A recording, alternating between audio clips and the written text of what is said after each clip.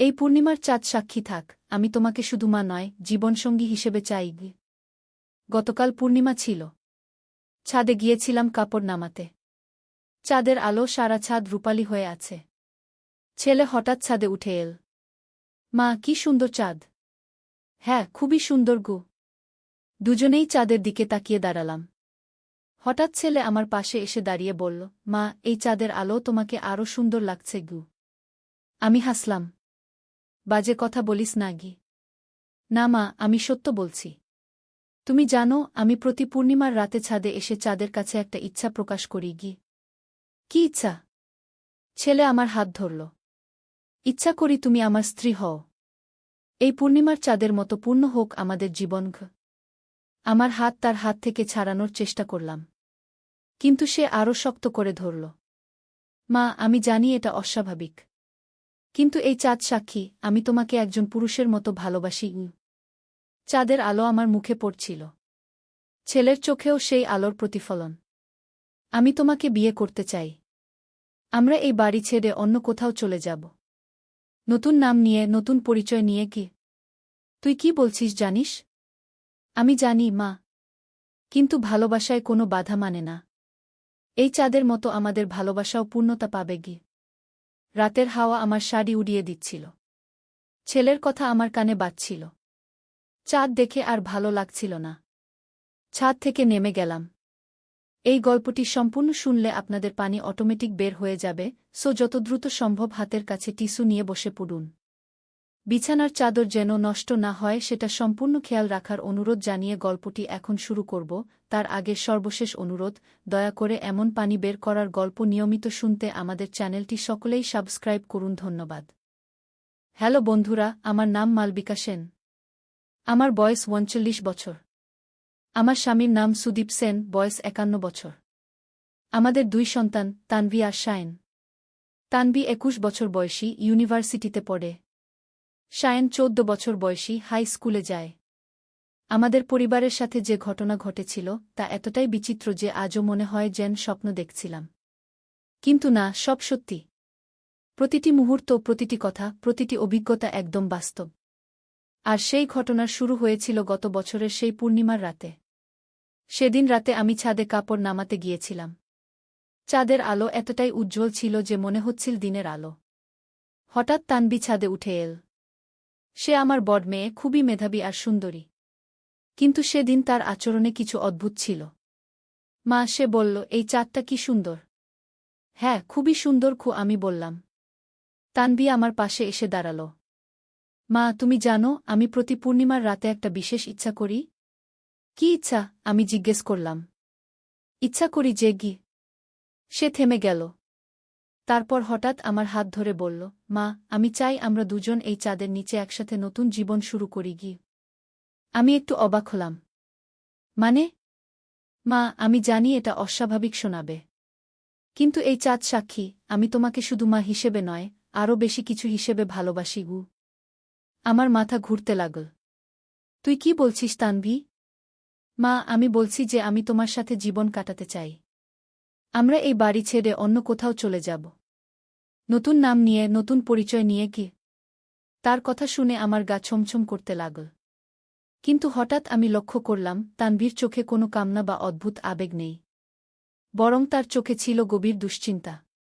তানভি, তুই ঠিক আছিস তো? আমি তার কপালে হাত দিলাম। হঠাৎ সে কেঁদে ফেলল।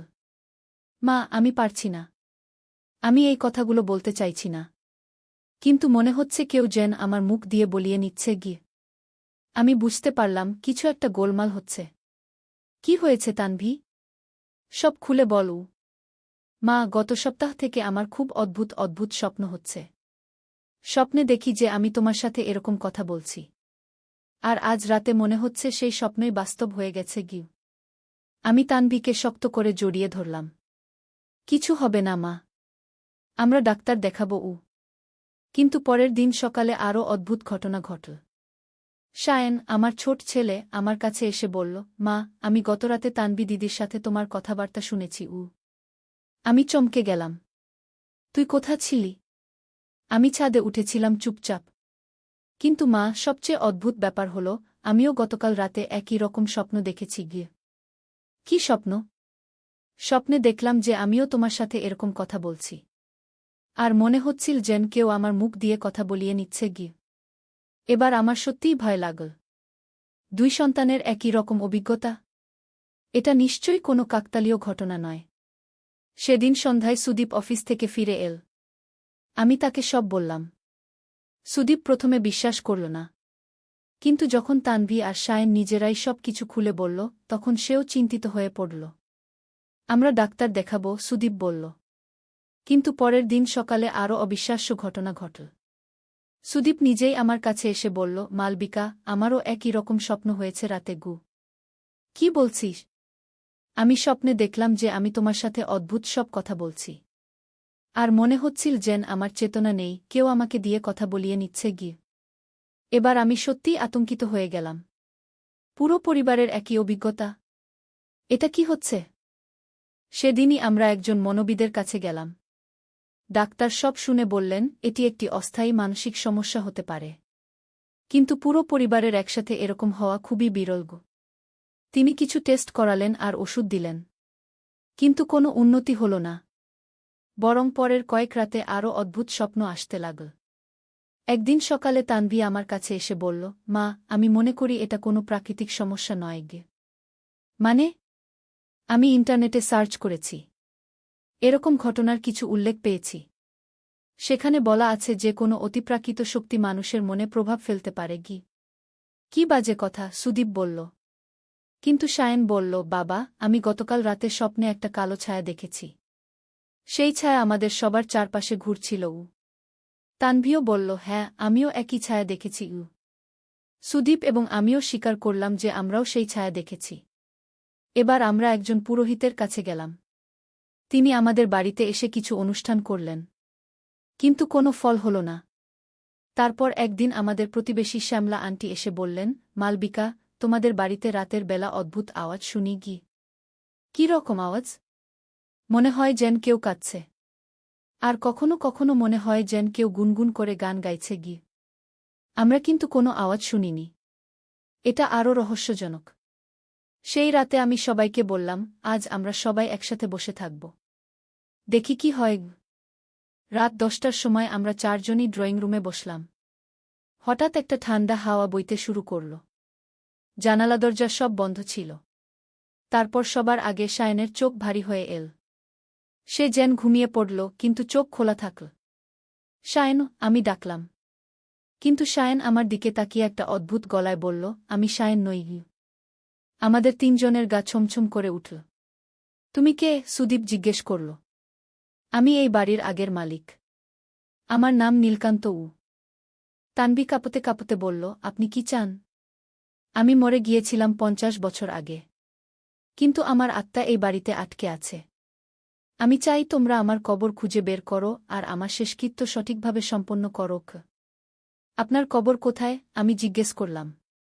এই বাড়ির পেছনের বাগানে, বট আমগাছের নিচে গু।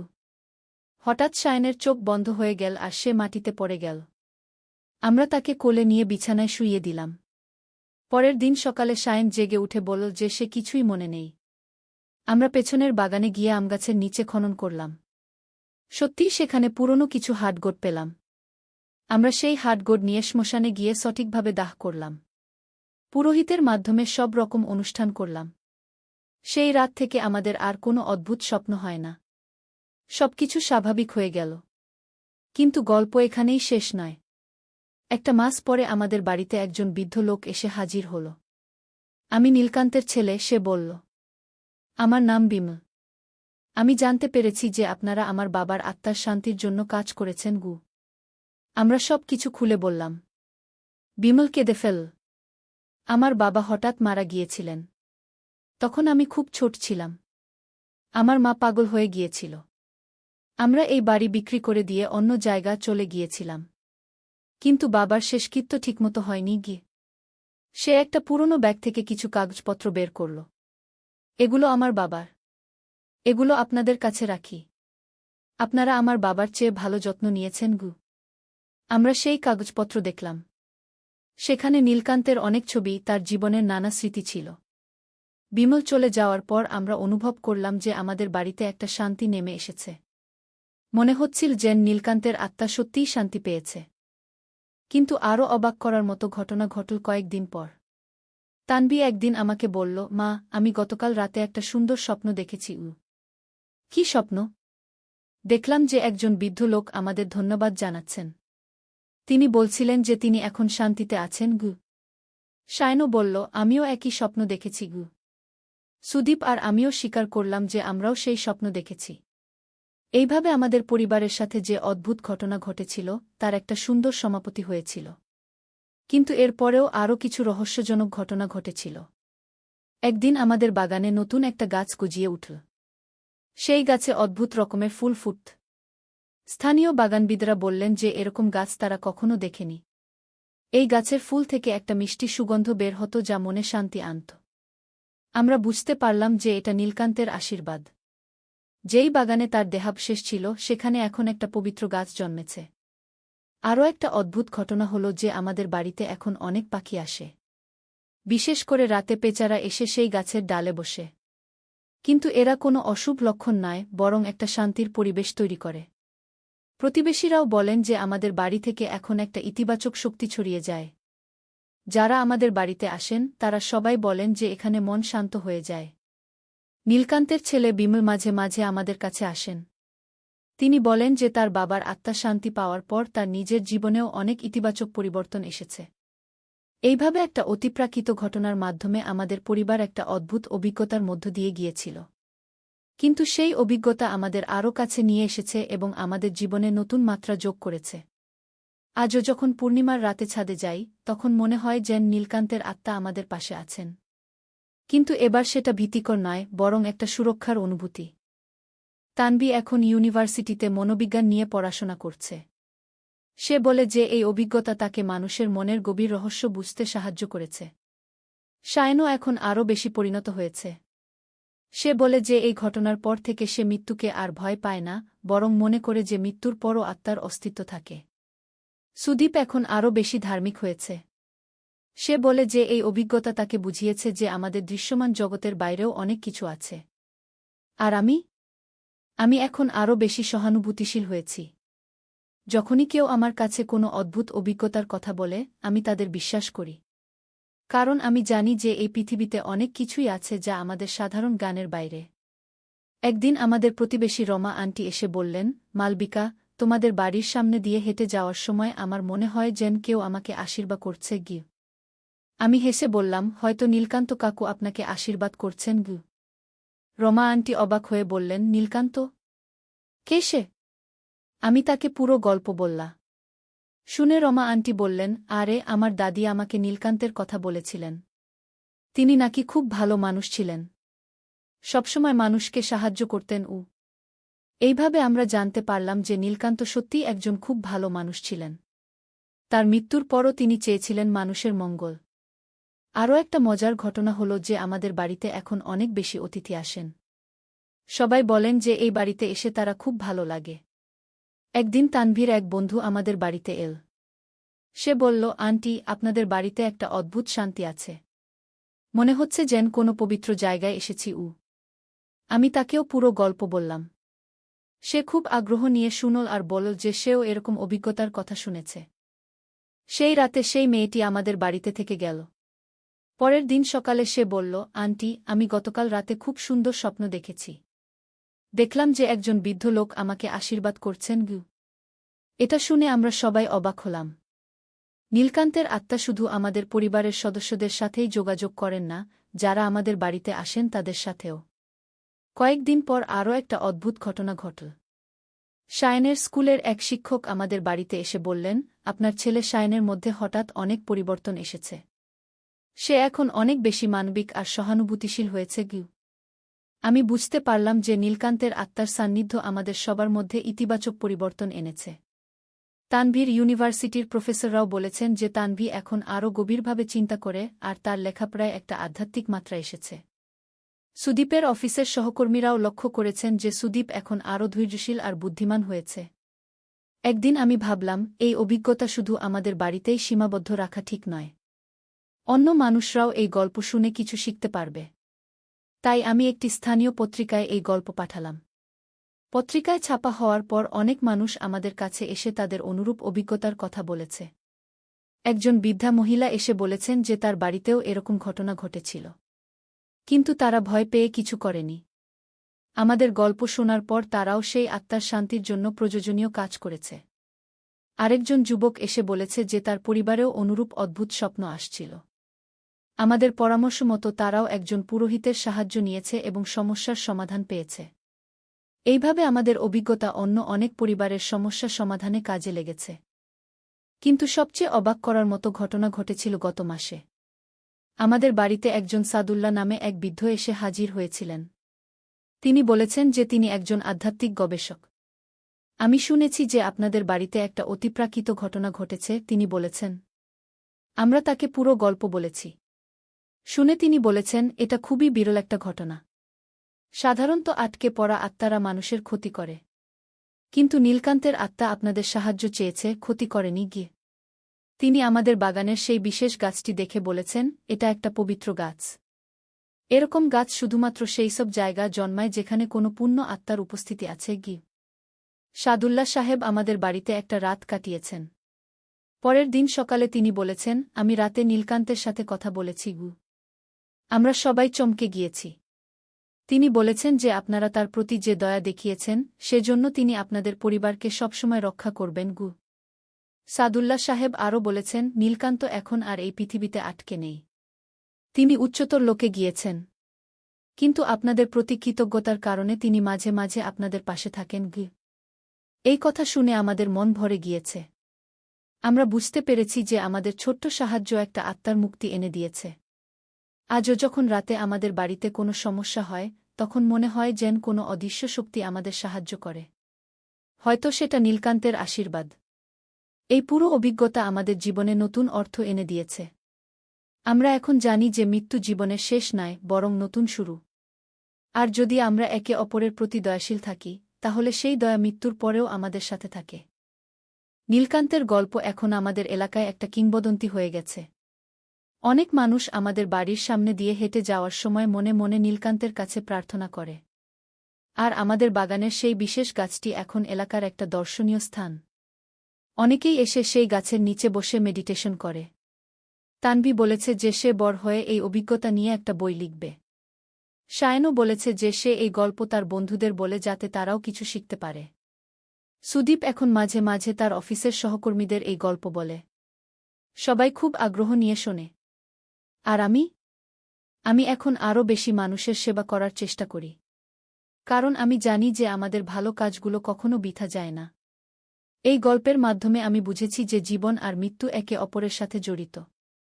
আমরা যা করি তার প্রভাব শুধু এই জীবনেই নয়, মৃত্যুর পরেও থাকে। নীলকান্তের আত্মা আমাদের শিখিয়েছে যে ভালোবাসা আর করুণা সবচেয়ে বড় শক্তি। এই শক্তি দিয়ে আমরা যে কোনো সমস্যার সমাধান করতে পারি। আজও যখন পূর্ণিমার রাতে ছাদে যাই, তখন মনে হয় যেন নীলকান্ত আমাদের পাশে আছেন। আর সেই অনুভূতি আমাদের মনে একটা গভীর শান্তি এনে দেয়। এই গল্পের শেষে আমি বলতে চাই যে জীবনে অনেক রহস্য আছে। আমাদের উচিত সেইসব রহস্যকে ভয় না পেয়ে বরং খোলা মনে গ্রহণ করা। হয়তো সেই রহস্যের মধ্যেই লুকিয়ে আছে জীবনের প্রকৃত অর্থ। আর সবশেষে আমি সবাইকে বলতে চাই যে আপনারাও যদি কখনো এরকম কোনো অদ্ভুত অভিজ্ঞতার মুখোমুখি হন, তাহলে ভয় পাবেন না। বরং ভালোবাসা আর করুণা দিয়ে সেই পরিস্থিতি মোকাবেলা করার চেষ্টা করবেন। দেখবেন যে সবকিছুর একটা সুন্দর সমাধান আছে। একদিন আলী সাহেব সোহেলের অফিসে এলেন। সোহেল তাকে দেখে অবাক হয়ে গেল। স্যার, আপনি এখানে? হ্যাঁ সোহেল, তোমার অফিস একবার দেখতে চাইলাম। খুব সুন্দর হয়েছে গু। আলী সাহেব পুরো অফিস ঘুরে দেখলেন। কর্মচারীদের সাথে কথা বললেন। তারপর সোহেলের রুমে এসে বসলেন। সোহেল, তুমি অনেক দূর এসেছ। মনে আছে 7 বছর আগে তুমি যখন আমার অফিসে প্রথম এসেছিলে চা বানানোর কাজ করতে? হ্যাঁ স্যার, সব মনে আছে ইউ। আমি গর্বিত যে আমি তোমাকে একটা সুযোগ দিয়েছিলাম। আর তুমি সেই সুযোগকে কাজে লাগিয়েছ। জানো সফলতার মূল সূত্র কি? কি স্যার? কঠোর পরিশ্রম, সততা আর হাল না ছাড়া। তোমার মধ্যে এই 3টা গুণই আছে গু। সোহেল চোখে জল নিয়ে বলল, আপনি না থাকলে আজ আমি এখানে পৌঁছাতে পারতাম না স্যার। না সোহেল, আমি শুধু একটা দরজা খুলে দিয়েছিলাম। ভেতরে ঢুকে পথ তৈরি করেছ তুমি নিজে গু। আলী সাহেব চলে যাওয়ার আগে বললেন, আমার একটা বড় প্রজেক্ট আছে। একটা 20 ফ্লোর বিজনেস টাওয়ার। আমি চাই তুমি এই প্রজেক্টে আমার সাথে পার্টনার হও। 50-50। রাজি? সোহেল অবাক হয়ে গেল। এত বড় প্রজেক্ট? স্যার, আমার কি যথেষ্ট সামর্থ্য আছে? আছে। আমি বিশ্বাস করি। সোহেল রাজি হয়ে গেল। এটা তার জীবনের সবচেয়ে বড় প্রজেক্ট হবে। 50 অধ্যায়, বড় চ্যালেঞ্জ। 20 ফ্লোর বিজনেস টাওয়ারের কাজ শুরু হল। এটা সোহেলের জীবনের সবচেয়ে বড় চ্যালেঞ্জ। প্রজেক্টের বাজেট প্রায় 10 করোড় টাকা। সোহেলকে 5 করোড় টাকা ইনভেস্ট করতে হবে। সোহেল তার সব সঞ্চয়ে, ব্যাংক লোন আর কিছু ইনভেস্টর থেকে টাকা জোগাড় করল। এটা একটা বিশাল ঝুঁকি। যদি প্রজেক্ট ব্যর্থ হয়, সব শেষ। মিনা চিন্তিত ছিল। সোহেল, এত বড় ঝুঁকি নেওয়া ঠিক হবে? মিনা, জীবনে বড় কিছু করতে হলে ঝুঁকি নিতে হয়। আমি এই সুযোগ হাতছাড়া করতে চাই না গিয়ে। কিন্তু যদি কিছু ভুল হয়? ভুল হবে না। আমি আলী সাহেবের সাথে আছি। উনি আমাকে গাইড করবেন। প্রজেক্ট শুরু হল। প্রথম 6 মাস সব ভালোই চলছিল। কাজ সময়মতো হচ্ছে, বাজেট ঠিক আছে। কিন্তু 7 মাসের মাথায় একটা বড় সমস্যা দেখা দিল। একজন প্রধান ইনভেস্টর হঠাৎ তার টাকা ফেরত চাইলেন। তিনি অন্য একটা জরুরি কাজে টাকা লাগবে বলে জানালেন। 1 করোড় টাকা ফেরত দিতে হবে। সোহেল বিপদে পড়ে গেল। 1 করোড় টাকা এখন কোথায় পাবে? প্রজেক্টে সব টাকা ঢেলে দিয়েছে। সে আলী সাহেবের সাথে কথা বলল। আলী সাহেব বললেন, চিন্তা করো না, আমি ব্যবস্থা করছি। কিন্তু আলী সাহেবও বড় একটা প্রজেক্টে আটকে আছেন। তার হাতে লিকুইড ক্যাশ নেই। সোহেল অন্য ব্যাংক থেকে লোন নেওয়ার চেষ্টা করল। কিন্তু ব্যাংক বলল, ইতিমধ্যে তার অনেক লোন আছে, নতুন লোন দিতে পারবে না। সোহেল রাতে ঘুমাতে পারছিল না। খাওয়া দাওয়া বন্ধ করে দিয়েছিল। মিনা তাকে দেখে খুব চিন্তিত হয়ে গেল। সোহেল, প্লিজ নিজেকে এভাবে শেষ করে ফেলো না। কোনো একটা রাস্তা বের হবেই কি। কিন্তু সোহেল কোনো রাস্তা দেখতে পাচ্ছিল না। ইনভেস্টর 15 দিন সময় দিয়েছে। 15 দিনের মধ্যে টাকা ফেরত না দিলে তিনি আইনি ব্যবস্থা নেবেন। 10 দিন কেটে গেল। সোহেল কোনো সমাধান খুঁজে পেল না। সে প্রায় হাল ছেড়ে দিয়েছিল। 11 দিনের দিন একটা অপ্রত্যাশিত ঘটনা ঘটল। জাহিদ ভাই, সোহেলের পুরনো সহকর্মী, তার অফিসে এলেন। জাহিদ ভাই এখন একটা রিয়েল এস্টেট কোম্পানিতে সিনিয়র ম্যানেজার। সোহেল, আমি তোমার সমস্যার কথা শুনেছি। হ্যাঁ ভাই, আমি বিপদে পড়েছি। আমি তোমাকে সাহায্য করতে চাই। আমার কিছু সঞ্চয় আছে। 5 লাখ টাকা। তুমি নাও। সোহেল চোখে জল নিয়ে বলল, ভাই, আমি কিছু বলার দরকার নেই। তুমি আমাকে অনেক কিছু শিখিয়েছ। তোমার কাছ থেকে পরিশ্রম আর সততা শিখেছি। এখন আমার পালা তোমাকে সাহায্য করার। জাহিদ ভাই চলে যাওয়ার পর আরও 2 জন এলো।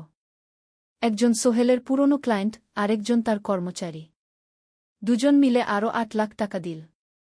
করিম মামা 20 লাখ টাকা ব্যবস্থা করলেন। তার কিছু বন্ধুদের কাছ থেকে ধার করে। মিনা তার সব গয়না বিক্রি করে 10 লাখ টাকা দিল। সবাই মিলে প্রায় 45 লাখ টাকা জোগাড় হল। বাকি 65 লাখ টাকা সোহেল তার অফিসের সব অ্যাসেট বিক্রি করে আর একটা প্রাইভেট ফিন্যান্স কোম্পানি থেকে উচ্চ সুদে লোন নিয়ে ব্যবস্থা করল। ঠিক 14 দিনের দিন সোহেল ইনভেস্টরকে 1 করোড় টাকা ফেরত দিল। ইনভেস্টর টাকা নিয়ে চলে গেলেন। সোহেল তার অফিসে ফিরে এসে চেয়ারে বসে কাঁদল। এত চাপ, এত টেনশন, সব যেন একসাথে বের হয়ে এল। মিনা এসে তাকে জড়িয়ে ধরল। আমরা পেরেছি সোহেল, আমরা পেরেছি। 16 অধ্যায়, পুনরুদ্ধার। এই ঘটনার পর সোহেল আরও সাবধান হয়ে গেল। সে বুঝল, ব্যবসায় শুধু সাহস নয়, বুদ্ধিও লাগে। ঝুঁকি নিতে হয়, কিন্তু হিসাব করে। প্রজেক্ট চলতে থাকল। এবার সোহেল আরও সতর্কতার সাথে সবকিছু পরিচালনা করল। প্রতিটা খরচ হিসাব করল, প্রতিটা সিদ্ধান্ত ভেবেচিন্তে নিল। আরও 1 বছর পর 20 ফ্লোর বিজনেস টাওয়ার সম্পন্ন হল। চমৎকার বিল্ডিং। শহরের অন্যতম সুন্দর ভবন। বিল্ডিংয়ের উদ্বোধন অনুষ্ঠানে শহরের মেয়র এলেন। অনেক ব্যবসায়ী, সাংবাদিক এল। সোহেলের নাম পত্রিকায় ছাপা হল। স্বপ্নের শহরে এক তরুণ উদ্যোক্তার সফলতার গল্প। প্রজেক্ট থেকে সোহেলের লাভ হল প্রায় 2 করোড় টাকা। এই টাকা দিয়ে সে সব ঋণ শোধ করল। জাহিদ ভাইয়ের টাকা ফেরত দিল। করিম মামার ঋণ শোধ করল। যারা সাহায্য করেছিল সবাইকে টাকা ফেরত দিল। মিনার জন্য নতুন গয়না কিন। আরও সুন্দর। তার মাকে গ্রামে একটা নতুন পাকা বাড়ি বানিয়ে দিল।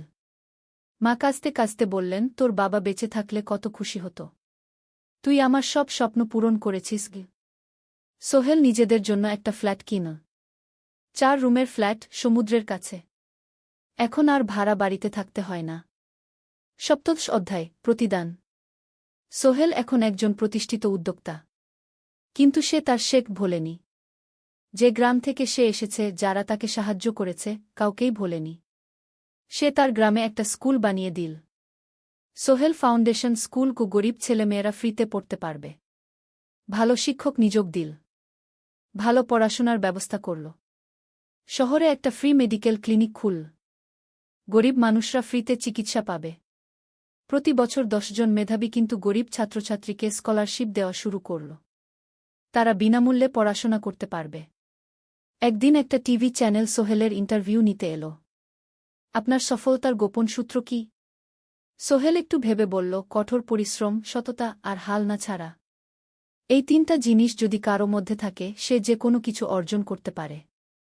আর সবচেয়ে বড় কথা, যারা আমাকে সাহায্য করেছে তাদের ছাড়া আমি কিছুই না।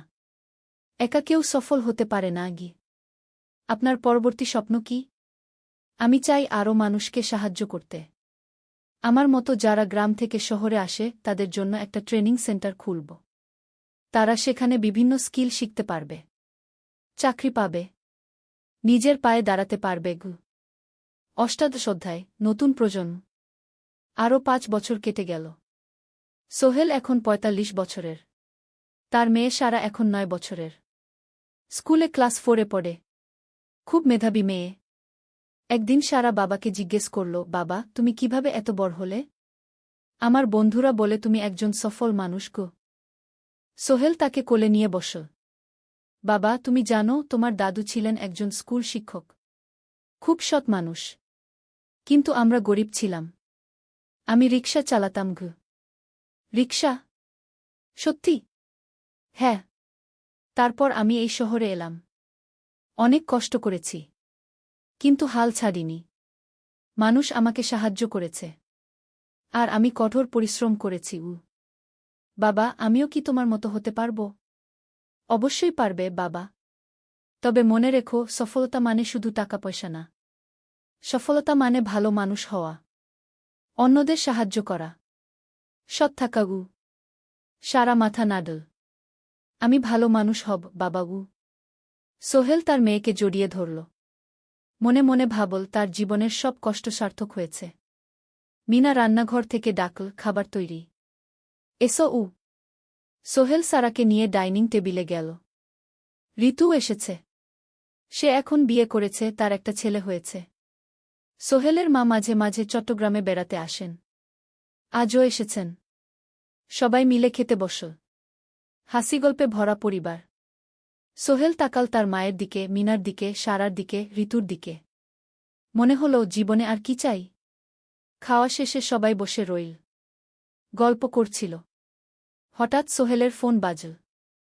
অফিস থেকে। একটা জরুরি বিষয়। সোহেল ফোন রেখে দিয়ে মিনাকে বলল, একটা নতুন প্রজেক্টের প্রস্তাব এসেছে। একটা এতিমখানা বানানোর কাজ। সরকারি প্রজেক্ট। তুমি নেবে? অবশ্যই। এটা আমার স্বপ্নের প্রজেক্ট। যেসব বাচ্চাদের বাবা মা নেই তাদের জন্য একটা সুন্দর জায়গা।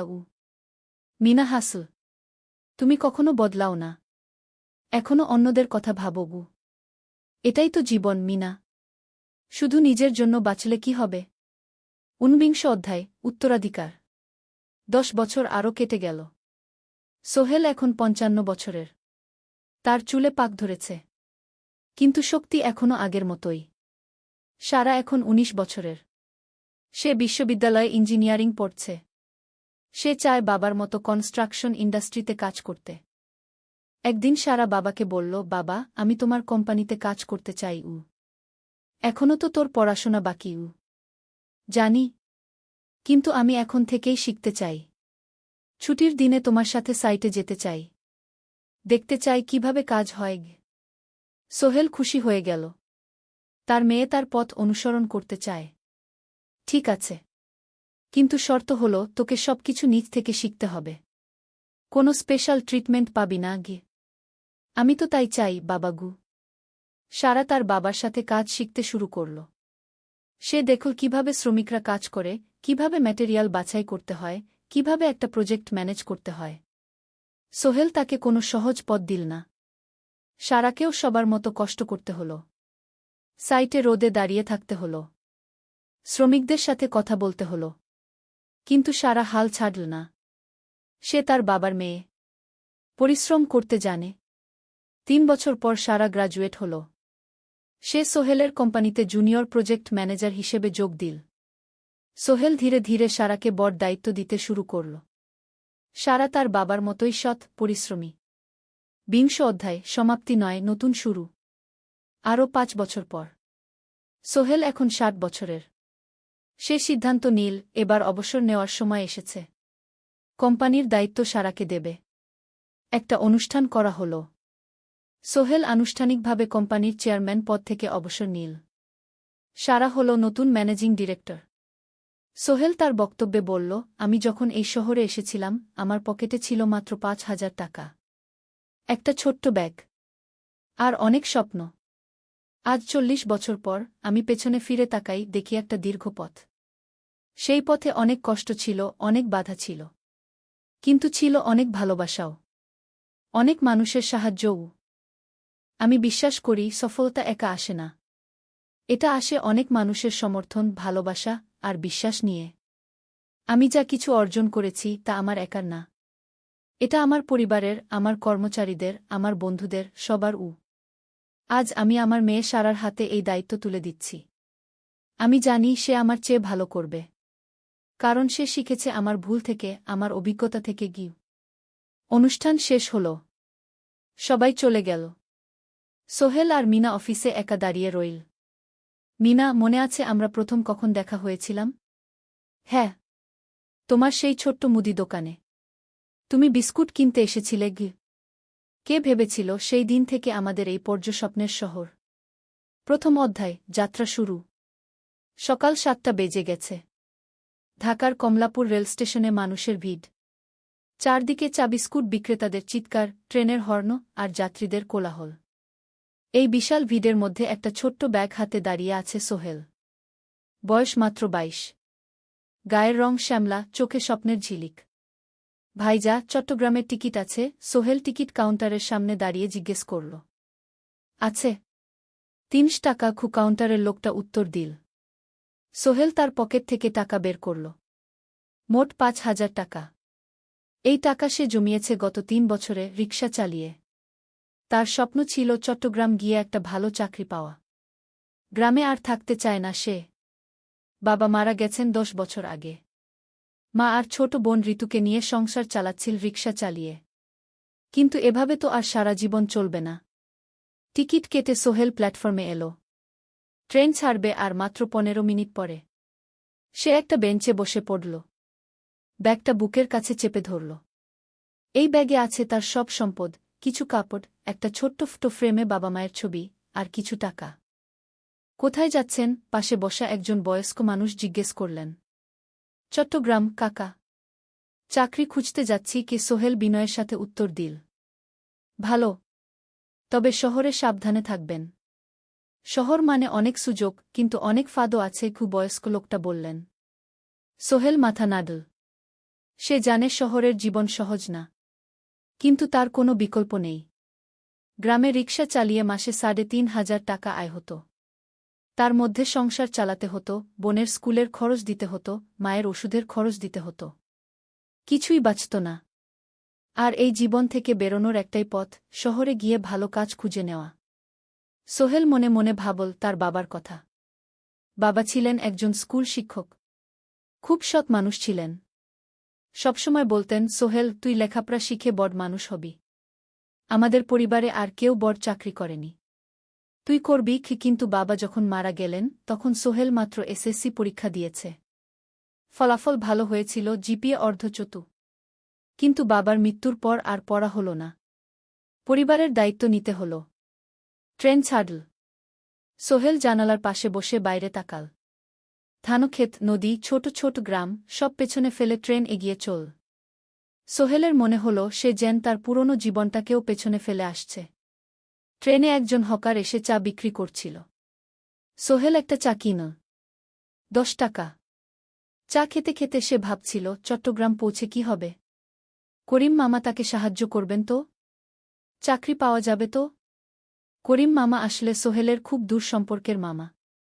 সোহেলের দাদির বোনের ছেলে। অনেক বছর আগে গ্রাম ছেড়ে চট্টগ্রামে চলে গিয়েছিলেন। সেখানে একটা কনস্ট্রাকশন কোম্পানিতে কাজ করেন। বছরে একবার দুবার গ্রামে আসতেন। গত বছর যখন এসেছিলেন তখন সোহেলের মাকে বলেছিলেন সোহেলকে চট্টগ্রাম পাঠান। আমি একটা কাজের ব্যবস্থা করে দেব। সেই কথাতেই ভরসা করে সোহেল আজ এই যাত্রা। দ্বিতীয় অধ্যায়, নতুন শহর। চট্টগ্রাম পৌঁছাতে প্রায় 6 ঘণ্টা লেগে গেল। দুপুর 1টা বাজে। সোহেল স্টেশন থেকে বের হয়ে শহরের রাস্তায় দাঁড়াল। কি বিশাল শহর! এত গাড়ি, এত মানুষ। চারদিকে উঁচু উঁচু বিল্ডিং, দোকানপাট, মানুষের ভিড়। সোহেল কিছুক্ষণ দাঁড়িয়ে থাকল সব কিছু দেখতে দেখতে। তার মনে হচ্ছিল সে যেন অন্য কোনো পৃথিবীতে এসে পড়েছে। তার পকেটে একটা ছোট্ট কাগজ আছে। সেখানে লেখা একটা ঠিকানা, করিম মিয়া, বাড়ি নং 23, রোড নং 5, আগ্রাবাদ, চট্টগ্রামকে। সোহেল একটা রিকশা ডাকল। কত নেবেন আগ্রাবাদ যেতে? 50 টাকা গু। সোহেল রিকশায় উঠল। রাস্তার দুধারে দোকান, মার্কেট, অফিস, সব কিছু দেখতে দেখতে সে অবাক হয়ে গেল। এত বড় শহর, এত কিছু! গ্রামের সেই ছোট্ট বাজারের সাথে কোনো তুলনাই হয় না। প্রায় আধা ঘণ্টা পর রিকশা একটা পুরনো বাড়ির সামনে থামল। 3 তলা বাড়ি, কিন্তু রং উঠে গেছে। সিঁড়ি দিয়ে উঠে 3য় তলায় করিম মামার ফ্ল্যাটে নক করল। দরজা খুলল এক মধ্যবয়সী মহিলা। কে? আসসালামু আলাইকুম আপা। আমি সোহেল। নোয়াখালীর গ্রাম থেকে এসেছি। করিম মামা বাড়িতে আছেন? মহিলা তাকে মাথা থেকে পা পর্যন্ত দেখল। করিম তো অফিসে গেছে। তুমি কে? কোথা থেকে এসেছ? সোহেল সব খুলে বলল। মহিলা তাকে ভেতরে ঢুকতে দিল। বসো। করিম সন্ধ্যায় ফিরবে গু। ফ্ল্যাটটা ছোট। 2টো রুম, একটা ছোট্ট রান্নাঘর আর একটা বাথরুম। কিন্তু সোহেলের কাছে খুব সুন্দর লাগল। গ্রামের সেই টিনের ঘরের চেয়ে তো অনেক ভালো। মহিলা তার নাম জানাল সালমা। করিম মামার স্ত্রী। তাদের 2টো ছেলে, একজন ক্লাস 8-এ পড়ে, আরেকজন ক্লাস 5-এ। খেয়েছ? সালমা আপা জিজ্ঞেস করল। না আপা গু। অপেক্ষা করো। ভাত আছে, মাছ আছে। খাও। সোহেল প্রথমে রাজি হতে চাইল না। কিন্তু খুব খিদে পেয়েছিল। সকাল থেকে শুধু একটা চা আর বিস্কুট খেয়েছে। খাওয়া দাওয়ার পর সোহেল বসে রইল। সালমা আপা তাকে গল্প করতে লাগল। তোমার মা কেমন আছেন? তোমার বোন? ভালো আছে আপা। মার একটু গেটে বাত আছে। ওষুধ খাচ্ছেন। বোন স্কুলে পড়ে কু। তুমি কি করতে চাও এখানে? চাকরি খুঁজছি আপা। যে কোনো কাজ করব। বাসায় মা আর বোনকে টাকা পাঠাতে হবে। সালমা আপা মাথা নাড়ল। করিম তোমার জন্য কিছু একটা করবে। সে ভালো মানুষ গ। সারাদিন অপেক্ষা করু সোহেল। সন্ধ্যা 6টায় করিম মামা ফিরলেন। 50-এর কাছাকাছি বয়স, কালো রঙের প্যান্ট শার্ট পরা, হাতে একটা ব্যাগ। আরে সোহেল, কবে এলি? করিম মামা খুশি হয়ে বললেন। আজ সকালে মামা গু। করিম মামা তাকে জড়িয়ে ধরলেন। অনেকদিন পর দেখলাম। কেমন আছিস? ভালো আছি মামা গি। ভালো করেছিস এসে। এখানে অনেক সুযোগ আছে। তোর জন্য একটা কাজের ব্যবস্থা করে দেব। তবে প্রথমে কয়েকদিন এখানে থাক। শহরটা একটু চিনে নে। তারপর কাজে যোগ দিবি। সোহেলের মনে আসার আলো জ্বল। সে ভাবল হয়তো তার ভাগ্য এবার পাল্টাবে। 3য় অধ্যায়, প্রথম চাকরি। 1 সপ্তাহ পরে করিম মামা সোহেলকে তার কোম্পানিতে নিয়ে গেলেন। কোম্পানির নাম আলামিন কনস্ট্রাকশন। অফিসটা শহরের কেন্দ্রে ৫ তলা একটা বিল্ডিংয়ের দোতলায়। মালিক আলী সাহেব, ৫০-এর কাছাকাছি বয়স, মোটা চেহারা, চোখে সোনার ফ্রেমের চশমা। বড়লোক মানুষ, কিন্তু খুব কড়া। এই ছেলেটাকে কি কাজে লাগাবেন? আলী সাহেব করিম মামাকে জিজ্ঞেস করলেন। স্যার, ও আমার আত্মীয়। গ্রাম থেকে এসেছে। খুব পরিশ্রমী। যে কোনো কাজে লাগাতে পারেন উ। আলী সাহেব সোহেলের দিকে তাকালেন। তুমি কি পড়েছ? Sir, SSC pass. জিপিএ অর্ধচতু উ। হুম। ভালো। কম্পিউটার চালাতে পারো? না স্যার, পারি না। কিন্তু শিখতে চাই উ। আলী সাহেব একটু ভাবলেন। ঠিক আছে। তোমাকে অফিসের কাজে রাখব। ফাইল গুছানো, চা বানানো, কাগজপত্র নিয়ে যাওয়া, না এসব। মাসে ৫,০০০ টাকা। রাজি আছো? জি স্যার। সোহেল খুশি হয়ে গেল। ৫,০০০ টাকা। রিকশা চালিয়ে ৩,৫০০ পেত। এখানে ৫,০০০। কাজ শুরু হল পরদিন থেকে। সকাল ৮টায় অফিসে যেতে হয়, ফিরতে হয় সন্ধ্যা ৭টায়। প্রথম দিন সোহেল ঘুম থেকে উঠল ভোর ৫টায়। তৈরি হয়ে ৭:৩০টায় অফিসের উদ্দেশ্যে বের হল। করিম মামার বাড়ি থেকে অফিস প্রায় ৫ কিলোমিটার। বাসে যেতে হয়। অফিসে পৌঁছে সোহেল দেখল সেই প্রথম আলী সাহেব এখনও আসেননি। অফিস খোলা ছিল না। ৮-১০ মিনিট পর একজন লোক এসে অফিস খুল। তুমি নতুন? জি। আমি সোহেল গু। আমি জাহিদ, অ্যাসিস্ট্যান্ট ম্যানেজার। এসো উ। জাহিদ ভাই সোহেলকে সব কিছু দেখাল। অফিসে মোট ৬ জন কর্মচারী। ২ জন ইঞ্জিনিয়ার, একজন অ্যাকাউন্ট্যান্ট, একজন অ্যাসিস্ট্যান্ট ম্যানেজার, জাহিদ ভাই, একজন রিসেপশনিস্ট, আর এখন সোহেল। সোহেলের কাজ শুরু হলো চা বানানো দিয়ে। তারপর অফিস পরিষ্কার করা, ফাইল গুছানো, কাগজপত্র এক জায়গা থেকে আরেক জায়গায় নিয়ে যাওয়া। কাজ কঠিন না, কিন্তু সারাদিন দৌড়ঝাঁপ করতে হয়। দুপুরে খাবারের জন্য আধা ঘণ্টা বিরতি। সোহেল একটা ছোট হোটেলে গিয়ে ভাতরাল তরকারি খেল। ৫০ টাকা। সন্ধ্যায় অফিস বন্ধ হল। সোহেল ক্লান্ত হয়ে বাসায় ফিরল। কেমন লাগল প্রথম দিন? করিম মামা জিজ্ঞেস করলেন। ভালো মামা। অনেক কিছু শিখলাম ঘ। প্রথম মাসের শেষে সোহেল বেতন পেল ৫,০০০ টাকা। সে ৩,০০০ টাকা মাকে পাঠাল। মা ফোনে কাঁদতে লাগলেন। আল্লাহ তোকে ভালো রাখুক সোহেল উ। সোহেলের চোখেও জল এল। তার মনে হল সে একটা বড় কাজ করতে পেরেছে। চতুর্থ অধ্যায়, শহরের জীবন। ৩ মাস কেটে গেল। সোহেল এখন শহরের সাথে মিশে গেছে। প্রতিদিন অফিসে যাও আসার পথে সে দেখে হাজারো মানুষের জীবন। কেউ সফল, কেউ ব্যর্থ। কিন্তু সবাই চলছে নিজের পথে। সোহেল অফিসের কাজের পাশাপাশি কম্পিউটার শেখার চেষ্টা করছে। অফিসে একটা কম্পিউটার আছে।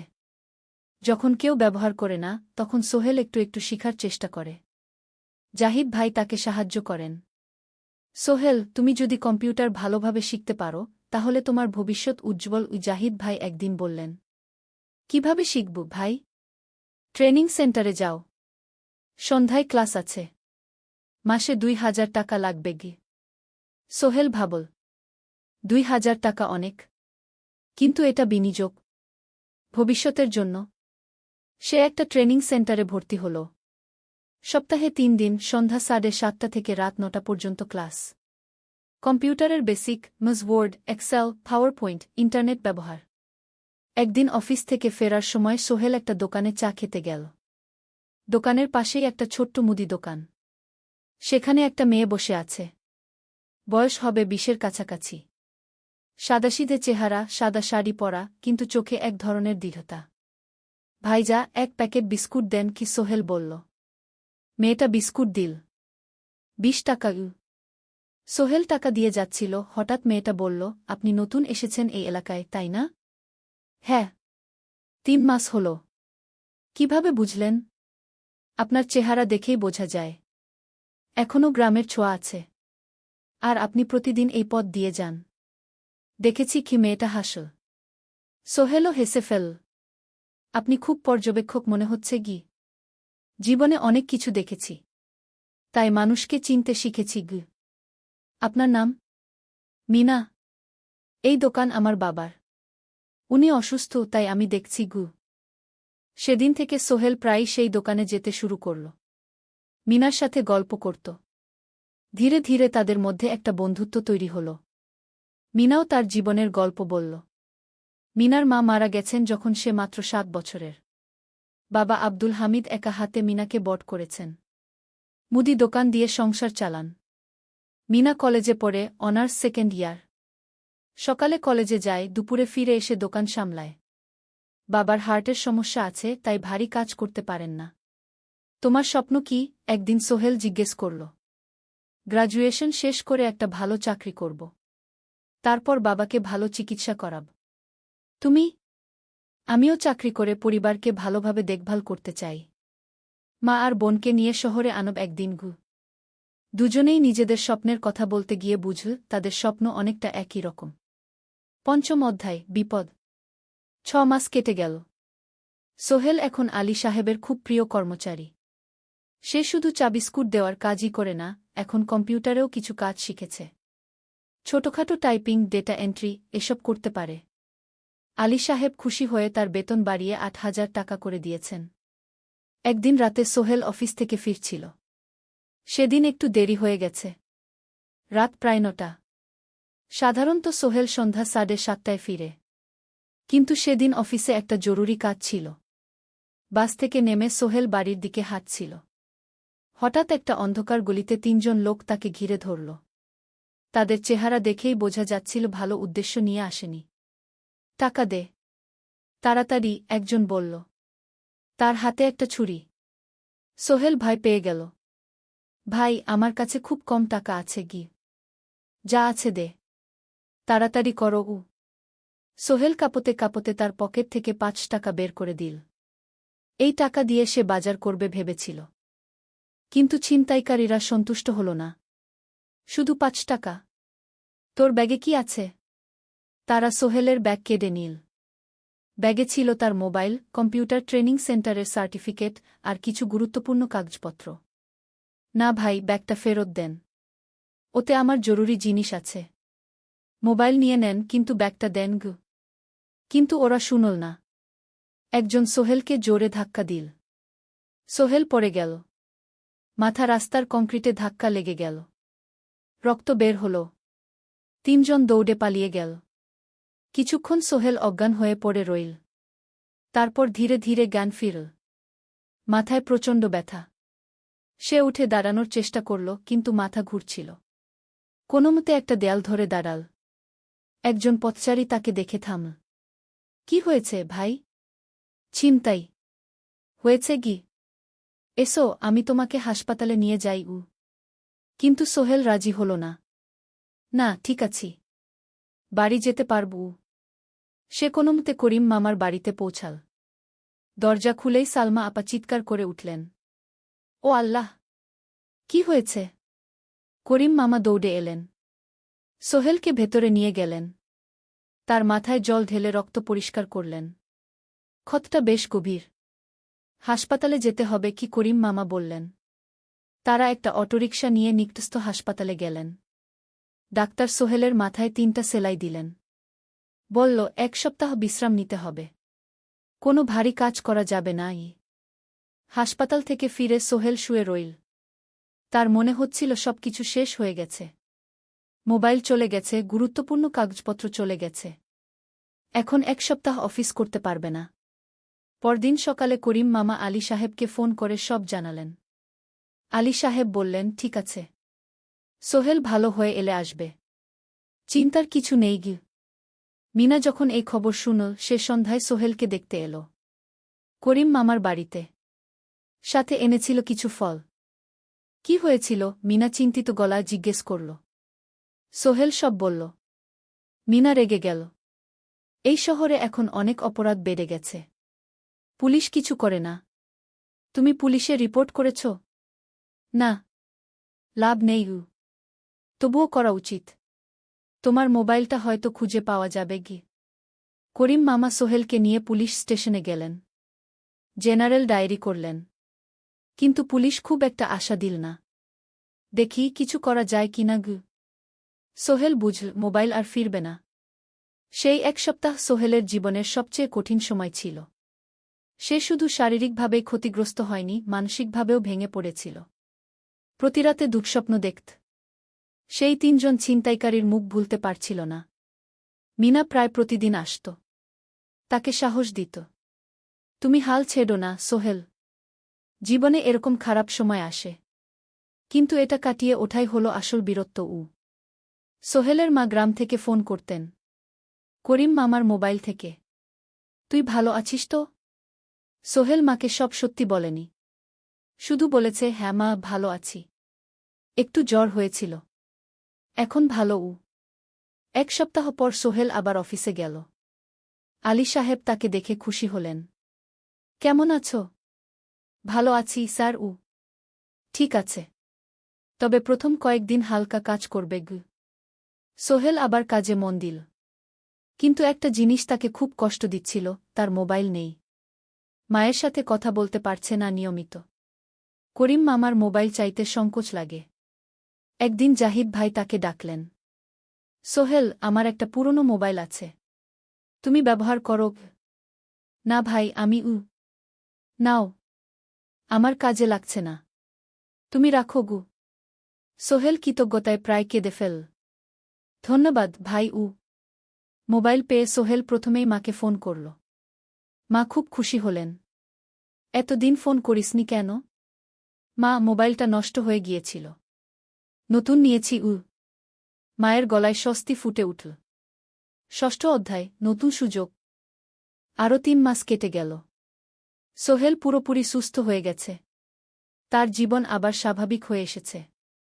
সে এখন কম্পিউটার ট্রেনিং শেষ করেছে। সার্টিফিকেট পেয়েছে। কিন্তু একটা ঘটনা তার জীবনে বড় পরিবর্তন নিয়ে এল। একদিন সকালে আলী সাহেব তাকে ডাকলেন। সোহেল, বসো। সোহেল বসল। মনে একটু ভয় লাগছিল। আলী সাহেব কি তাকে বকবেন? সোহেল, তুমি তো এখন কম্পিউটার চালাতে পারো? জি স্যার, একটু একটু শিখেছি। ভালো। আমি তোমার কাজ দেখছি।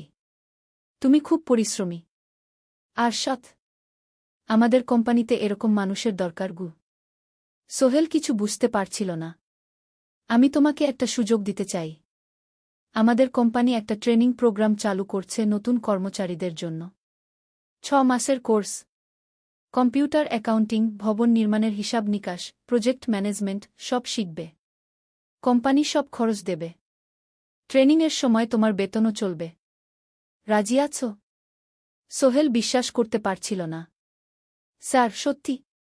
আমাকে এত বড় সুযোগ দিচ্ছেন? হ্যাঁ। তুমি ভালো ছেলে, পরিশ্রমী। আমি তোমাকে এগিয়ে দিতে চাই। ভবিষ্যতে তুমি এই কোম্পানির একজন গুরুত্বপূর্ণ কর্মচারী হবে। সোহেল কৃতজ্ঞতায় প্রায় কেঁদে ফেল। ধন্যবাদ স্যার। আমি কঠোর পরিশ্রম করব। আমি জানি। সেদিন সন্ধ্যায় সোহেল মিনার দোকানে গেল। মিনাকে খবরটা দিল। মিনা খুব খুশি হল। তার চোখে জল এসে গেল। তুমি পারবে সোহেল। আমি জানি। সোহেল তার মা আর বোনকেও ফোন করে খবরটা দিল। মা কাঁদতে লাগলেন। তোর বাবা বেঁচে থাকলে কত খুশি হতো। ট্রেনিং শুরু হলো পরের মাস থেকে। প্রতিদিন সকালে 3 ঘন্টা ক্লাস, তারপর বাকি সময় অফিসের কাজ। ক্লাসে 5 জন নতুন কর্মচারী। সবাই তরুণ, উৎসাহী। শিক্ষক ছিলেন একজন অভিজ্ঞ ইঞ্জিনিয়ার। নাম রহিম স্যার। তিনি খুব ভালোভাবে সব কিছু বুঝাতেন। কম্পিউটার অ্যাকাউন্টিং, এক্সেলে জটিল ক্যালকুলেশন, প্রজেক্টের বাজেট তৈরি, সময় ব্যবস্থাপনা সব। সোহেল পুরো মনোযোগ দিয়ে শিখতে লাগল। সন্ধ্যায় বাড়ি ফিরে প্র্যাকটিস করত। করিম মামার ছেলের কাছ থেকে একটা ল্যাপটপ ধার নিত কখনো কখনো। 6 মাস পরে ট্রেনিং শেষ হল। সবাই সার্টিফিকেট পেল। আলী সাহেব একটা অনুষ্ঠান করলেন। সোহেল সেরা পারফর্মার হিসেবে একটা বিশেষ পুরস্কার পেল, 5,000 টাকা বোনাস। আলী সাহেব ঘোষণা করলেন, সোহেল, আজ থেকে তুমি আমাদের জুনিয়র অ্যাকাউন্ট অ্যাসিস্ট্যান্ট। তোমার বেতন 15,000 টাকা। সোহেল অবাক হয়ে গেল। 8,000 থেকে 15,000, প্রায় দ্বিগুণ। সেদিন রাতে সোহেল ঘুমাতেই পারল না। খুশিতে, উত্তেজনায় তার চোখে ঘুম নেই। সে ভাবল তার জীবন কিভাবে বদলে যাচ্ছে। 2 বছর আগে যে রিকশা চালাত, আজ সে একটা নামকরা কোম্পানির অ্যাকাউন্ট অ্যাসিস্ট্যান্ট। 7ম অধ্যায়, প্রেম ও প্রস্তাব। 1.5 বছর হয়ে গেল সোহেলের চট্টগ্রাম আসার। সে এখন একজন সফল যুবক। তার মা গ্রামে খুব খুশি। প্রতি মাসে সোহেল 10,000 টাকা পাঠায়। ছোট বোন ঋতু এখন কলেজে ভর্তি হয়েছে সোহেলের পাঠানো টাকায়। মায়ের চিকিৎসাও ভালোভাবে হচ্ছে। মিনার সাথে সোহেলের সম্পর্ক এখন আর শুধু বন্ধুত্ব নয়। দুজন দুজনকে ভালোবাসে। কিন্তু কেউ কাউকে সরাসরি বলার সাহস পায়নি। প্রতিদিন দেখা হয়, গল্প হয়, কিন্তু সেই একটা কথা বলা হয়ে ওঠে না। একদিন শুক্রবার ছুটির দিন। সোহেল মিনাকে বলল, আজ কি একটু ঘুরতে যাবে? কোথায়? পতেঙ্গা বিচ। তুমি কি কখনো গেছ? না। কিন্তু আমার দোকান গ। শুক্রবার। তোমার বাবা সামলাবে গ। মিনা রাজি হয়ে গেল। দুপুরে দুজনে বাস নিয়ে পতেঙ্গা গেল। সমুদ্র দেখে মিনা অবাক হয়ে গেল। কি সুন্দর! দুজনে বালিতে বসল। ঢেউয়ের শব্দ শুনতে শুনতে গল্প করছিল। হঠাৎ সোহেল বলল, মিনা, তোমার সাথে কিছু বলার ছিল। বলো। সোহেল একটা লম্বা শ্বাস নিল। তুমি জানো আমি তোমাকে ভালোবাসি। মিনা হাসল। তার চোখ ভিজে গেল। জানি। আমিও তোমাকে ভালোবাসি সোহেল। সোহেল অবাক হয়ে গেল। সত্যি? হ্যাঁ। অনেকদিন ধরেই জানি। তুমি আমার জীবনে এসে সব কিছু বদলে দিয়েছ। তোমার সাথে থাকলে আমার মনে হয় আমি যে কোনো কিছু করতে পারব। দুজনে কিছুক্ষণ চুপ করে বসে রইল। সমুদ্রের ঢেউ এসে পায়ে লাগছিল। সূর্য পশ্চিমে ঢলে পড়ছে। আকাশ লালকুমলা হয়ে গেছে। কিন্তু আমার বাবার সাথে কথা বলতে হবে কি? মিনা বলল।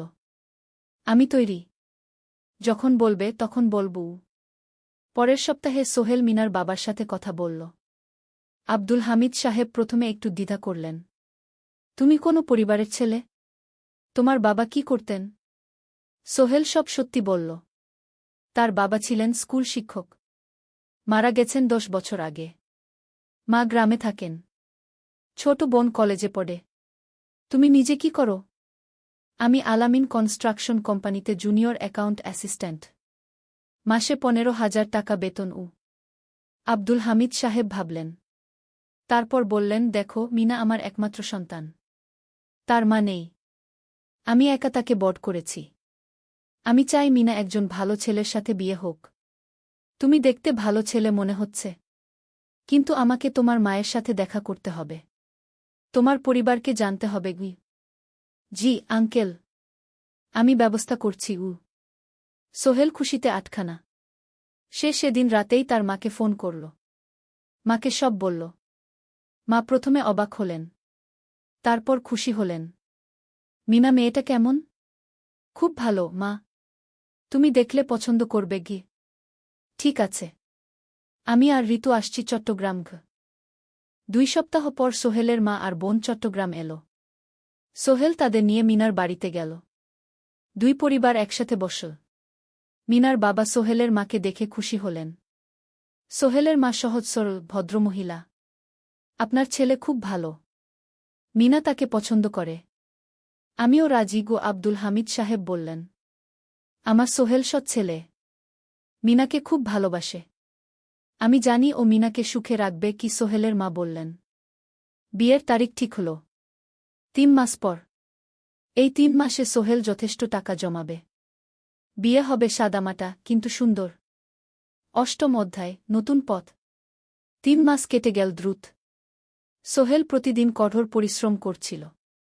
অফিসে তার কাজের প্রশংসা হচ্ছে। আলী সাহেব তাকে এখন ছোটখাটো প্রজেক্টের হিসাব দেখতে দিচ্ছেন। সোহেল তার সঞ্চিত টাকা দিয়ে বিয়ের আয়োজন করল। বিয়ে হল মিনার বাড়ির কাছের একটা কমিউনিটি সেন্টারে। খুব বেশি লোক আসেনি। 2 পরিবারের আত্মীয় স্বজন আর অফিসের কয়েকজন সহকর্মী। কিন্তু অনুষ্ঠান ছিল খুব সুন্দর। সোহেল যখন মিনাকে বিয়ের পোশাকে দেখল, তার মনে হল পৃথিবীর সবচেয়ে সুন্দর মেয়ে সে। লাল শাড়ি পরা, মুখে হালকা মেকআপ, কিন্তু তার স্বাভাবিক সৌন্দর্য ছিল আসল। বিয়ের পর সোহেল একটা ছোট্ট ফ্ল্যাট ভাড়া নিল। 2 রুমের ফ্ল্যাট, মাসে ভাড়া 5,000 টাকা। মিনা এখনও তার পড়াশোনা চালিয়ে যাচ্ছে। আরও 1 বছর বাকি গ্র্যাজুয়েশন শেষ হতে। সোহেলের মা আর বোন গ্রামে ফিরে গেল। মা বলে গেলেন, সোহেল, মিনাকে ভালো রাখিস। মেয়েরা অনেক ত্যাগ করে সংসার করতে গু। জানি মা গু। নতুন জীবন শুরু হল। সোহেল সকালে অফিসে যায়, সন্ধ্যায় ফেরে। মিনা সকালে কলেজে যায়, দুপুরে ফিরে রান্না করে, ঘর গোছায়। সন্ধ্যায় দুজনে একসাথে বসে পড়াশোনা করে, গল্প করে, টিভি দেখে। জীবন সুন্দর ছিল। কিন্তু চ্যালেঞ্জও ছিল। মাসিক খরচ, ভাড়া 5,000, বাজার 3,000, বিদ্যুৎ গ্যাস 1,000, মায়ের জন্য 5,000, মিনার কলেজের খরচ 1,200। মোট প্রায় 14,000 টাকা। বাঁচত মাত্র 1,000 খানেক। কিন্তু সোহেল হাল ছাড়ল না। সে সন্ধ্যায় একটা কম্পিউটার ট্রেনিং সেন্টারে পার্ট টাইম পড়ানো শুরু করল। সপ্তাহে 3 দিন 2 ঘন্টা করে। এতে মাসে আরও 3,000 টাকা আসতে লাগল। মিনাও বসে থাকল না। সে বাড়িতে বসে কয়েকজন স্কুলের ছাত্রছাত্রীকে টিউশন পড়াতে শুরু করল। মাসে 2,000 টাকা আয়। এভাবে কেটে গেল 6 মাস। দুজন মিলে পরিবার চালাচ্ছে, স্বপ্ন দেখছে। একদিন সোহেল বলল, মিনা, আমি একটা নতুন স্বপ্ন দেখছি গু। কি? আমি নিজে একটা ছোট্ট কনস্ট্রাকশন কোম্পানি খুলতে চাই। ছোট ছোট প্রজেক্ট নেব। বাড়ি মেরামত, ছোট বিল্ডিং বানানো, এসব। তোমার কি যথেষ্ট অভিজ্ঞতা আছে? আছে। আমি 2 বছর ধরে এই কাজের সাথে জড়িত। অনেক কিছু শিখেছি। আর আলী সাহেবও আমাকে সাহায্য করবেন গু। কিন্তু টাকা কোথায়? কোম্পানি খুলতে তো অনেক টাকা লাগবে গি। আমি জমাচ্ছি। আরও 1 বছর কাজ করব। তারপর চেষ্টা করব। মিনা তাকে সমর্থন দিল। তুমি পারবে। তোমার মধ্যে সেই শক্তি আছে গি। 9ম অধ্যায়, চ্যালেঞ্জের সময়। কিন্তু ভাগ্য সবসময় অনুকূলে থাকে না। সোহেল যখন স্বপ্ন দেখছিল নিজের কোম্পানি খোলার, তখনই একটা বড় সমস্যা এল। আলী সাহেবের কোম্পানি একটা বড় প্রজেক্ট পেয়েছিল। একটা 10তলা বিল্ডিং বানানোর কাজ। কিন্তু প্রজেক্টের প্রধান ইনভেস্টর হঠাৎ পালিয়ে গেল। তিনি কোম্পানির কাছ থেকে প্রায় 50 লাখ টাকা নিয়ে গেছেন, কিন্তু কাজ শেষ হয়নি। কোম্পানি বড় ক্ষতির মুখে পড়ল। আলী সাহেব অনেক কর্মচারীকে ছাঁটাই করতে বাধ্য হলেন। প্রায় 10 জনকে চাকরি থেকে বাদ দিলেন। বাকিদের বেতন কমাতে হল। সোহেলকে আলী সাহেব ডেকে বললেন, সোহেল, আমি তোমাকে রাখতে চাই। তুমি বিশ্বস্ত কর্মচারী। কিন্তু তোমার বেতন কমাতে হবে। 15,000 থেকে 10,000। সোহেল মনে মনে চিন্তায় পড়ে গেল। 10,000 টাকায় সংসার চলবে কিভাবে? মায়ের খরচ, ভাড়া, বাজার সব মিলিয়ে তো 14,000 টাকা লাগে। কিন্তু সে কিছু বলল না। ঠিক আছে স্যার। বাড়ি ফিরে সোহেল মিনাকে সব বলল। মিনা চিন্তিত হয়ে গেল। এখন কি হবে? চিন্তা করো না। আমি পার্ট টাইম টিউশনির সময় বাড়াব। আর তুমিও বেশি করে টিউশন নাও। কিন্তু আমার তো পড়াশোনাও আছে গি। জানি। কিন্তু এখন এটাই করতে হবে গু। সোহেল সন্ধ্যায় আরও 2টো জায়গায় পার্ট টাইম কাজ খুঁজল। একটা দোকানের সন্ধ্যায় হিসাব দেখার কাজ পেল। মাসে 2,000 টাকা। আরেকটা জায়গায় সপ্তাহান্তে কম্পিউটার রিপেয়ারের কাজ পেল। মাসে 1,500 টাকা। মিনাও 3 জন নতুন স্টুডেন্ট নিল টিউশনে। তার আয় বাড়ল 2,000 থেকে 3,500-এ। কঠিন সময় ছিল। সোহেল সকাল 8টায় অফিসে যেত, সন্ধ্যা 6টায় ফিরত। তারপর একটু বিশ্রাম নিয়ে 7:30টায় বের হতো পার্ট টাইম কাজে। রাত 10টায় বাড়ি ফিরত। রবি সোমবার কম্পিউটার রিপেয়ারের কাজ। মিনাও সকালে কলেজে যেত, দুপুরে ফিরে রান্না করত, তারপর বিকেলে টিউশন পড়াত। রাতে খাওয়া দাওয়ার পর পড়াশোনা করত। দুজনেরই শরীর খারাপ হতে শুরু করল। সোহেল একদিন অফিসে অজ্ঞান হয়ে পড়ে গেল। ডাক্তার দেখাতে নিয়ে গেল। ডাক্তার বলল, অতিরিক্ত পরিশ্রম। শরীরে পুষ্টির অভাব। ঠিকমতো খাচ্ছেন না মনে হচ্ছে গি। সত্যি কথা, খরচ বাঁচাতে সোহেল আর মিনা অনেক সময় কম খেত। মাংস মাছ কিনত সপ্তাহে 1 দিন। বাকি সময় শাকসবজি, ডাল। মিনা সোহেলকে বলল, আর নয় সোহেল। তুমি এভাবে নিজেকে শেষ করে ফেলছ। আমার পড়াশোনা বন্ধ করে দিই। আমি ফুল টাইম চাকরি করি গি। না, সোহেল জোর দিয়ে বলল। তোমার পড়াশোনা বন্ধ হবে না। আরও মাত্র 6 মাস বাকি। তুমি গ্র্যাজুয়েট হবেই গি। কিন্তু তুমি আমি ঠিক হয়ে যাব। চিন্তা করো না গে। কিন্তু পরিস্থিতি আরও খারাপ হলো যখন সোহেলের মায়ের অসুখ হল। হার্টের সমস্যা। হাসপাতালে ভর্তি করতে হল। খরচ 50,000 টাকা। সোহেলের হাতে এত টাকা কোথায়? সে করিম মামার কাছে ধার চাইল। করিম মামা 20,000 টাকা দিলেন। বাকি 30,000 টাকা সোহেল একটা এনজিও থেকে ঋণ নিল। সুদের হার মাসে 2%। মায়ের চিকিৎসা হল। তিনি সুস্থ হয়ে গেলেন। কিন্তু সোহেল এখন ঋণের বোঝায় পড়ে গেল। প্রতি মাসে 3,000 টাকা করে কিস্তি দিতে হবে। সেই রাতে সোহেল আর মিনা বিছানায় শুয়ে কথা বলছিল। সোহেল বলল, মিনা, আমি মনে হয় ভুল করেছি। শহরে এসে বিয়ে করে তোমাকে কষ্টে ফেলেছি গু। মিনা তার হাত ধরল। না সোহেল, তুমি ভুল করনি। জীবনে এরকম খারাপ সময় আসে, কিন্তু এটা কাটিয়ে ওঠাই হলো আসল শক্তি। আমরা একসাথে আছি, একসাথে থাকব। সব কিছু ঠিক হয়ে যাবে। মিনার কথায় সোহেল একটু সাহস পেল। হ্যাঁ, হাল ছাড়া যাবে না। 10ম অধ্যায়, আলোর দিকে। 3 মাস পরে পরিস্থিতি একটু ভালো হতে শুরু করল। আলী সাহেবের কোম্পানি একটা নতুন প্রজেক্ট পেল। একটা স্কুল বিল্ডিং বানানোর কাজ। কোম্পানি আবার স্থিতিশীল হতে শুরু করল। আলী সাহেব সোহেলকে ডেকে বললেন, সোহেল, আমি তোমার কঠোর পরিশ্রম দেখেছি। খারাপ সময়েও তুমি কোম্পানি ছেড়ে যাওনি। আমি কৃতজ্ঞ। আজ থেকে তোমার বেতন আবার 15,000 টাকা। সোহেল খুশি হয়ে গেল। ধন্যবাদ স্যার। মিনাও গ্র্যাজুয়েশন শেষ করল। ভালো ফলাফল করল। সে এখন চাকরি খুঁজছে। একদিন মিনা একটা প্রাইভেট স্কুলে শিক্ষিকার ইন্টারভিউ দিতে গেল। ইন্টারভিউ ভালো হল। তাকে নিযোগ দেওয়া হল। বেতন 12,000 টাকা। সেদিন সন্ধ্যায় দুজনে মিলে একটা ছোট্ট পার্টি করল। একটা বিরিয়ানি কিনল, কোমল পানীয় কিনল। দুজনে মিলে খেল। আমরা পেরেছি সোহেল, মিনা বলল। হ্যাঁ, আমরা পেরেছি গু। এখন দুজনের মিলিয়ে আয় 27,000 টাকা। খরচ চালানোর পর প্রায় 10,000 টাকা বাঁচে। সোহেল এই টাকা দিয়ে লোন শোধ করতে শুরু করল। পার্ট টাইম কাজগুলো ছেড়ে দিল। শরীরের যত্ন নেওয়া শুরু করল।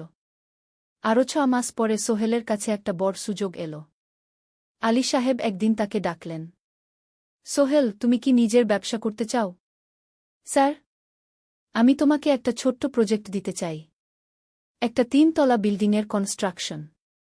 তুমি ম্যানেজ করবে, আমি শুধু সুপারভাইজ করব। লাভের 50% তোমার গু। সোহেল ভাবল, এটা একটা বড় সুযোগ, কিন্তু ঝুঁকিও আছে। যদি কাজটা ভালোভাবে না হয়? স্যার, আমি চেষ্টা করব। কিন্তু যদি ভুল হয়? ভুল হবে না। আমি তোমার উপর বিশ্বাস রাখছি। তুমি পারবে গু। সোহেল রাজি হয়ে গেল। এই প্রজেক্ট তার জীবনে টার্নিং পয়েন্ট হতে পারে। 11 অধ্যায়, স্বপ্ন পূরণের পথে। পরের 6 মাস সোহেল খুব কঠোর পরিশ্রম করল। প্রজেক্টটা ম্যানেজ করা সহজ ছিল না। শ্রমিক নিযোগ, ম্যাটেরিয়াল কেনা, কাজের তদারকি, সময়মতো কাজ শেষ করা, সব দায়িত্ব তার। প্রথম 2 মাস খুব চাপের মধ্যে গেল। একদিন একজন শ্রমিক কাজ করতে গিয়ে আহত হল। সোহেল তাকে হাসপাতালে নিয়ে গেল, তার চিকিৎসার খরচ দিল। এতে প্রজেক্টের বাজেট একটু বাড়ল, কিন্তু সোহেল জানত এটা করা দরকার। আরেকদিন ভুল ম্যাটেরিয়াল ডেলিভারি হল। সোহেল সেগুলো ফেরত পাঠাল, সঠিক জিনিস আনাল। এতে 3 দিন দেরি হল, কিন্তু কাজের মান ঠিক রইল। মিনা তাকে সবসময় সাপোর্ট করছিল। সে এখন চাকরিতে স্থিতিশীল। স্কুলের বাচ্চারা তাকে পছন্দ করে। প্রিন্সিপাল তার কাজে খুশি। প্রজেক্ট শেষ হল 6 মাসে। সময়মতো, বাজেটের মধ্যে। বিল্ডিংয়ের মালিক খুব খুশি হলেন। তিনি আলী সাহেবকে ধন্যবাদ দিলেন। আলী সাহেব বললেন, ধন্যবাদ আমাকে না, এই ছেলেকে দিন। সোহেল পুরো প্রজেক্ট ম্যানেজ করেছে গু। প্রজেক্ট থেকে মোট লাভ হল 3 লাখ টাকা। সোহেল পেল 1.5 লাখ টাকা। তার জীবনে এত টাকা এই প্রথম। সে করিম মামার ঋণ শোধ করল। এনজিওর বাকি ঋণ শোধ করল। তারপর তার মাকে 50,000 টাকা পাঠাল। মা দিয়ে গ্রামের বাড়িটা একটু মেরামত করাল, বোন ঋতুর জন্য একটা ল্যাপটপ কিনল। বাকি টাকা দিয়ে সোহেল একটা ব্যাংক অ্যাকাউন্টে জমা রাখল। ভবিষ্যতের জন্য। আলী সাহেব সোহেলকে আরও 2টো প্রজেক্ট দিলেন। এবার একটু বড়। সোহেল আত্মবিশ্বাসের সাথে সেগুলোও শেষ করল। 2 বছর পরে সোহেল সিদ্ধান্ত নিল, এবার নিজের কোম্পানি খোলার সময় এসেছে। দ্বাদশ অধ্যায়, নতুন শুরু। সোহেল তার সব জমানো টাকা দিয়ে একটা ছোট্ট অফিস ভাড়া নিল। 2 রুমের অফিস। একটা রুমে কাজের জায়গা, আরেকটায় ছোট্ট মিটিং রুম। অফিসের সামনে একটা বোর্ড লাগাল, Sohel construction and development. Mina তাকে সাহায্য করছিল। সে অফিসের অ্যাকাউন্টস দেখত সন্ধ্যায় স্কুল থেকে ফিরে। দুজন মিলে একটা টিম। প্রথমে ছোট ছোট কাজ নিল। বাড়ি মেরামত, দোকান সংস্কার, ছোট বিল্ডিং কনস্ট্রাকশন। কাজের মান ভালো রাখার চেষ্টা করল। সময়মতো শেষ করল। দাম ন্যায্য রাখল। ধীরে ধীরে সোহেলের সুনাম ছড়িয়ে পড়ল। মানুষ তাকে বিশ্বাস করত। তার কাছে নতুন নতুন কাজ আসতে লাগল। প্রথম বছর খুব কষ্ট হল। কখনো লাভ হতো, কখনো লস। কিন্তু সোহেল থেমে থাকল না। সে শিখতে লাগল ব্যবসা কিভাবে চালাতে হয়। দ্বিতীয় বছরে পরিস্থিতি ভালো হল। সোহেল এখন 3 জন স্থায়ী কর্মচারী নিয়োগ দিল। একজন ইঞ্জিনিয়ার, একজন সুপারভাইজার, একজন অফিস সহায়ক। তৃতীয় বছরে একটা বড় প্রজেক্ট পেল। একটা স্কুল বিল্ডিং বানানোর কাজ। 5 তলা বিল্ডিং। সোহেল পুরো মনোযোগ দিয়ে কাজটা করল। শ্রমিকদের ভালো বেতন দিল, ভালো ম্যাটেরিয়াল ব্যবহার করল, সময়মতো কাজ শেষ করল। স্কুল কর্তৃপক্ষ খুব খুশি হল। তারা সোহেলের কাজের প্রশংসা করল। এই প্রজেক্ট থেকে সোহেল প্রায় 5 লাখ টাকা লাভ করল। এই টাকা দিয়ে সে আরও ভালো একটা অফিস নিল। আরও কর্মচারী নিয়োগ দিল। এখন তার কোম্পানিতে 10 জন স্থায়ী কর্মচারী। প্রজেক্ট অনুযায়ী আরও শ্রমিক নিয়োগ দেওয়া হয়। ত্রয়োদশ অধ্যায়, পরিবার।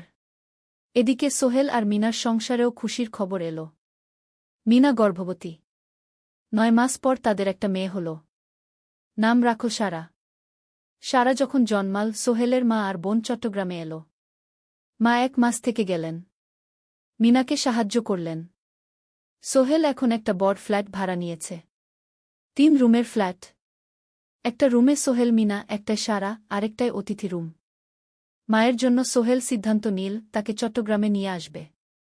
গ্রামে একা থাকা ঠিক না। কিন্তু মা রাজি হলেন না। না বাবা, আমি গ্রামেই থাকব। এখানে আমার পরিচিত মানুষ আছে। তোর বোনকে নিয়ে যা। ও ঢাকায় পড়ছে, চট্টগ্রামে এনে ভালো কোথাও ভর্তি করিয়ে দেগি। সোহেল তাই করল। ঋতুকে চট্টগ্রাম বিশ্ববিদ্যালয়ে ভর্তি করিয়ে দিল। ঋতু এখন সোহেলের ফ্ল্যাটে থাকে, বিশ্ববিদ্যালয়ে পড়ে। সোহেলের মনে হল তার জীবন এখন পরিপূর্ণ। স্ত্রী, মেয়ে, বোন সবাই তার কাছে। ব্যবসা ভালো চলছে। মা গ্রামে সুখে আছেন। চতুর্দশ অধ্যায়, সফলতার শিখরে। 5 বছর কেটে গেল। সোহেল এখন একজন সফল উদ্যোক্তা। তার কোম্পানি কি সোহেল কনস্ট্রাকশন অ্যান্ড ডেভেলপমেন্ট এখন চট্টগ্রামে বেশ পরিচিত। প্রায় 30 জন কর্মচারী তার অধীনে কাজ করে। সোহেল এখন শুধু ছোট প্রজেক্ট করে না, বড় বড় প্রজেক্টও করে। একটা 8 তলা বিজনেস কমপ্লেক্স বানানোর কাজ পেয়েছে। একটা হাসপাতাল বিল্ডিং বানাচ্ছে। মিনা এখনও স্কুলে পড়ায়। সে এখন ভাইস প্রিন্সিপাল। সাথে সোহেলের কোম্পানির অ্যাকাউন্টস ম্যানেজার। 2 জন মিলে ব্যবসা চালা। সারা এখন 4 বছরের। স্কুলে ভর্তি হয়েছে। খুব চালাক মেয়ে। ঋতু বিশ্ববিদ্যালয় থেকে গ্রাজুয়েট হয়ে একটা ব্যাংকে চাকরি পেয়েছে। একদিন আলী সাহেব